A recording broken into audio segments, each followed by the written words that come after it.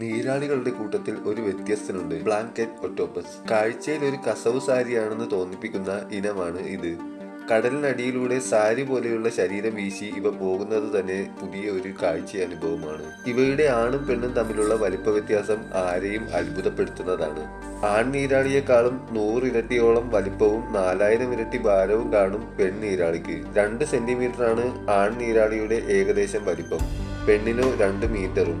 ശത്രുക്കളെ നേരിടേണ്ടി വരുമ്പോൾ പെൺനീരാളികൾ തങ്ങളുടെ ശരീരം പുതപ്പ് പോലെ വിടർത്തും.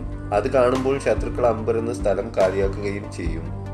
ഇങ്ങനെ ഒരേ ജീവവർഗത്തിലെ ആണും പെണ്ണും രൂപം കൊണ്ടും വലിപ്പം കൊണ്ടും വ്യത്യാസപ്പെട്ടിരിക്കുന്നതിനെ ആൺ പെൺ രൂപവ്യത്യാസം എന്നാണ് പറയുക.